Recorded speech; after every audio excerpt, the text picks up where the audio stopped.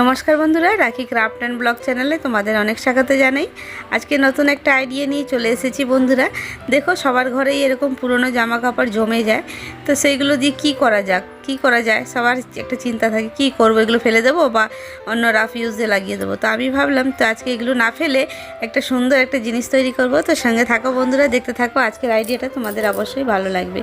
তো বন্ধুরা দেখো, আমি এই প্যান্টের একটা পাটা কেটে নিচ্ছি।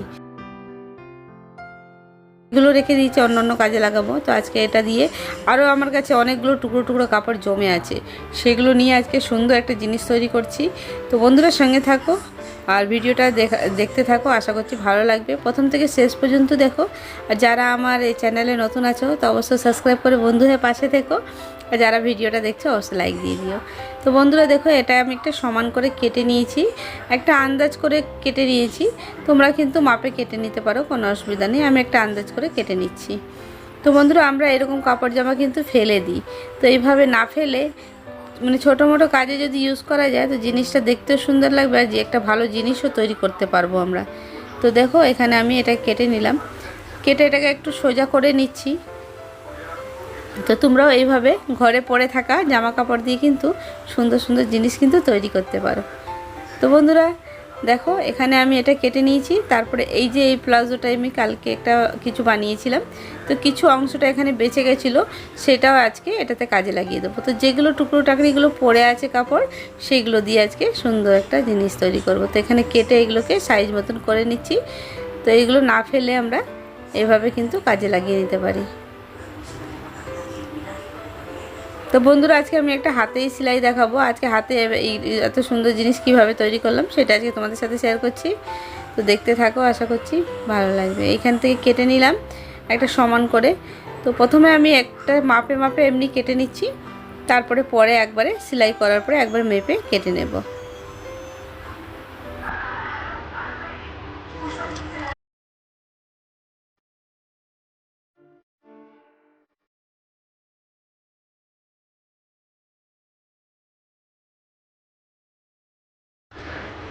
তো দেখো বন্ধুরা, আমার কাছে এগুলোকে সাইজ মতন রেখে দিয়েছি, তারপরে এটাকেও পেতে নিচ্ছি। তো ছোট বড় হলে কোনো অসুবিধা নেই, তোমরা এরকম করে পেতে নিতে পারো, কোনো অসুবিধা নেই। এক সাইজ করে করে এইদিকে একটু এদিকে একটু করে পেতে নিতে পারো। তো এটা সব ভেতর সাইডে যাবে, আর যেটা আমি লাইলিনটা দিয়েছি সেটা নিচে দিয়েছি, আর ওপরে মেন পোর্শনটা, মেন যে কাপড়টা দেবো সেটা ওপর দিকে দেবো, দেখতে গিয়ে যেতে সুন্দর লাগে। ওই জন্য মেন যে কাপড়টা দেবো সেটা ওপর সাইডে দেবো, আর বাকিগুলো ভেতরে এরকম এইগুলো ছোটো ছোটোগুলো সব ভেতরে ঢুকিয়ে দেবো। এইভাবে করে সবগুলোকে ভেতরে ঢুকিয়ে নেব। আর এগুলোকে সব সেট করার পরে আমি পিন মেরে নেব। এইভাবে করে সব পুরোটা করে সেট করে নেব। আর আমার পুরোটা সেট করা হয়ে গেছে। আমি এখানে 3-4টে কাপড় দিয়ে দিয়েছি, দিয়ে এই লাইলিন কাপড়টাও দিয়ে দিয়েছি। এবার আমি মেন কাপড়টা কেটে নিচ্ছি।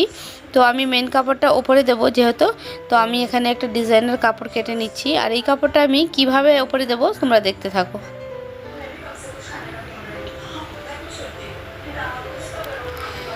তো দেখো বন্ধুরা, এই কাপড়ে কিন্তু একটা ডিজাইন করা আছে, তো আমি এই ডিজাইনটাকে ঠিক মাঝখানে দিতে চাইছি। তো আমি ওই জন্যে দুই পাশ দিয়ে কেটে নিয়ে এই ডিজাইনটা ঠিক মাঝখানে দেব। তো আমি সেটাকে ঠিক করছি কিভাবে মাঝখানে দেওয়া যাবে। কাপড়টা এইভাবে টেড়া করা আছে যে ডিজাইনটা মাঝখানে আসতেই চাইছে না, তো আমি একটুখানি তাও দেখে শুনে দিলাম। তো তোমরাও এরকম কোনো কাপড়ে যদি ডিজাইন দিতে চাও এরকমভাবে দেখে শুনে সমান করে নিয়ে দিতে পারো। আমি এক সাইডে দিলে ডিজাইনটা কিন্তু দেখতে ভালো লাগবে না, ঠিক মাঝখানে এই ডিজাইনটা দেবো বলে আমি এভাবে করে কেটে নিচ্ছি। তো দেখো বন্ধুরা, একটা সুন্দর একটা পাপোশ তৈরি হবে। আর এরকম যদি ফেলে দেওয়া কাপড়গুলো দিয়ে আমরা সুন্দর একটা পাপোশ ঘরে তৈরি করে নিতে পারবো, খুব ঝটপট, খুব কম সময়ের মধ্যে, নিজের হাতে করে, মেশিন ছাড়াই আমরা সুন্দর একটা পাপোশ তৈরি করে নেব। তো দেখো, আমি এটা চারদিক দিয়ে এরকম কেটে নিচ্ছি, যতটুক অল্প অল্প করে কেটে নিচ্ছি। তারপরে সেলাই করার পরে একটা শেপ দিয়ে কাটবো। তো দেখো বন্ধুরা, আমি এই মাঝখানে যে ডিজাইনটা এটাই আমি আনতে চেয়েছিলাম। তো যাই হোক, হয়ে গেছে। এবার এটাকে পিন মেরে নেবো, পিন মারার পরে এটাকে সেলাই করব। তো এখানে ধরে নিয়েছি, পিন মেরে নিয়েছি। এবার ধরে চারদিকটা আগে সেলাই মারবো, তারপরে মাঝখানে মাঝখানে সেলাই দিয়ে দেবো। তো বন্ধুরা, তোমরাও কিন্তু আমার চ্যানেলে অনেক ভালো ভালো ভিডিও আছে, ছোটো মোটো ভিডিও রয়েছে। তো নতুন নতুন আইডিয়া দেওয়া আছে, অবশ্য তোমরা দেখে আসতে পারো, ভালো লাগলে অবশ্য দেখে আসতে পারো। আর আজকের ভিডিওটা তোমাদের কেমন লাগছে সেটাও কমেন্টে অবশ্যই জানিয়ে দেবে।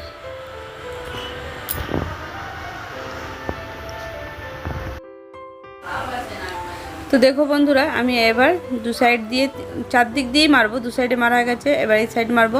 তারপরে আমি কি করব, এটাকে মাঝখান দিয়েও সেলাই করব, যেহেতু কাপড়গুলো না সরে যায় ওই জন্যে সব কটাকে আগে সেলাই মেরে নেব। তো এইভাবে আমি হাতে করে নিচ্ছি, তোমরাও এরকম পাতলা সুই নিয়ে নেবে, আর সুইটা একটু লম্বা থাকলে ভালো হয়, আর পাতলা এরকমভাবে নিয়ে সেলাই মেরে নেবে। তো বন্ধুরা, এই ছোটো মোটো আইডিয়া নিয়েই আমার সুন্দর সুন্দর ভিডিও তোমাদের সাথে শেয়ার করছি, আর কেমন লাগছে তোমাদের অবশ্য কমেন্টে জানাবে। তো দেখো, এটা সমান করে সেলাই মেরে নিলাম। এটা কিন্তু মেন কাপড়টা আছে, মেন কাপড়টা ওপর সাইডে দিয়েছি, আর অবশ্য খেয়াল রাখতে হবে যে মেন যে কাপড়টা থাকবে সেটা ওপর দিকে দেব, আর যেটা লাইনের মানে পেছনে যে অস্তরে যে কাপড়টা দেবো সেটা নিচের দিকে থাকবে। তো আমি মেন কাপড় বলে এটা ওপর সাইডে দিয়েছি, যেহেতু দেখতে ভালো লাগবে, কাপড়টা দেখতে সুন্দর আর একটা ডিজাইন আছে। দেখো বন্ধুরা, এইভাবে এবার কেটে নেব এটাকে। তো যতটুকু আমার কাটার সেগুলো আমি সব কেটে নেব, এক্সট্রা কাপড়গুলো সব কেটে বাদ দিয়ে দেব। তো বন্ধুরা, তোমরাও এরকম ঘরে থাকা পুরনো নাইটি ছেঁড়া, টি শার্ট ছেঁড়া, প্যান্ট ছেঁড়া, তারপরে সায়া পেটিকোট ছেঁড়া, এইভাবে চুড়িদার ছেঁড়া, সবগুলোকে নিয়ে তোমরা কিন্তু সুন্দর সুন্দর জিনিস কিন্তু ঘরে তৈরি করে নিতে পারো। তো আমরা এইভাবে না ফেলে এভাবে কিন্তু আমরা ইউজ করতে পারি।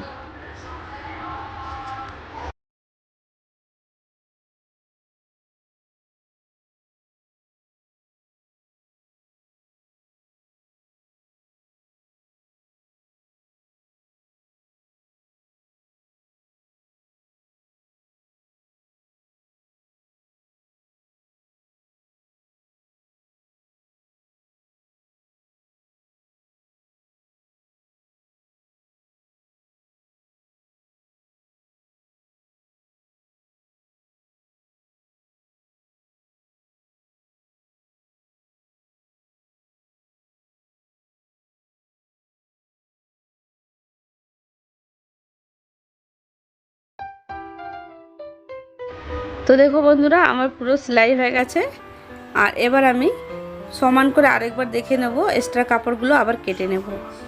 তো সেলাই করার পরেও যেগুলো একটু একটু বেরিয়েছিল সেগুলোকে সব কেটে নেব, কেটে নিয়ে এবার চারদিক দিয়ে একটা বর্ডার লাগাবো। তো এইভাবে চারদিক দিয়ে পুরোটা কেটে নেব। তো খুব ঝটফট খুব সহজভাবে একটা পাপোশ তৈরি করে ফেললাম। তো বিনা খরচে, একটা পয়সা লাগিয়ে বিনা খরচে, না খরচ করে এত সুন্দর একটা পাপোশ তৈরি হয়ে গেল, একদম ডিজাইনের পাপোশ, দোকানের মতন দেখতে বেশ ভালোই লাগছিল, খুব সফট। এটা কিন্তু তোমরা কিচেনে ইউজ করতে পারো, যেখানে আমরা জল টল পড়ে, তো অনেক সময় জল জল থাকে, তো এইসব কাপড় দিয়ে আমরা সেখানে পাপোশটা ইউজ করলে জলগুলো থাকবে না আর কি। তারপরে বন্ধুরা, এখানে এই চুড়িদারের যে ভেতরে অস্তরটা ছিল সেটাকে কেটে নেব, 2 ইঞ্চের মতন কেটে নেব। কেটে নিয়ে সাইড দিয়ে প্রথমে লম্বা দিক দিয়ে 2 দিকে আগে সেলাই মেরে নেব এইভাবে করে। তো রান সেলাই মেরে নেব, আমি রান সেলাই দিয়ে সবগুলোকে কমপ্লিট করেছি। এভাবে সেলাই মেরে নেব, আগে 2 দিকে লম্বা দিকটা সেলাই মারবো, তারপরে চওড়া দিকটা সেলাই মেরে নেব।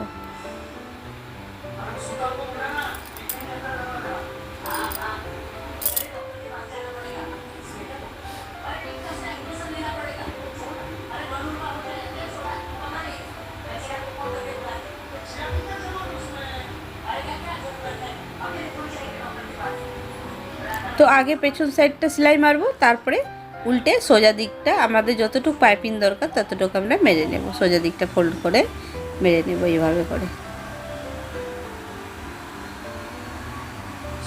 তো একটা সুন্দর একটা পাপোশ তৈরি হয়ে গেলো। দেখো, এইভাবে করে আমি চারদিকে এরকমভাবেই করে নেব, বর্ডার করে নেব। তো হাতে করছি বন্ধুরা, তোমাদের মেশিন থাকলে তোমরা মেশিনে করে নিতে পারো, কোনো অসুবিধা নেই। হাতে করলে একটু সময় লাগবে, কিন্তু দেখতে দুটোতেই ভালো হবে, হাতেও সুন্দর হবে আর মেশিনও সুন্দর হবে। তো দেখো বন্ধুরা, আজকে আমার এই টুকরো কাপড়, ফেলে দেওয়া কাপড় দিয়ে একটা পাপোশ তৈরি করলাম, কেমন লাগছে? তো দেখতে কিন্তু অসাধারণ হয়েছে। এই ডিজাইনটা, কাপড়ের ডিজাইনটা ছিল বলে আমি এইভাবে দিয়েছি, দেখতে কিন্তু সুন্দর লাগবে বলে। তো চলো বন্ধুরা, আজকের ভিডিওটা তাহলে আমি এখানেই এন্ড করব। নতুন একটা আইডিয়া, নতুন একটা ভিডিও নিয়ে তোমাদের সাথে আবার দেখা হবে। সবাই ভালো থেকো, সুস্থ থেকো।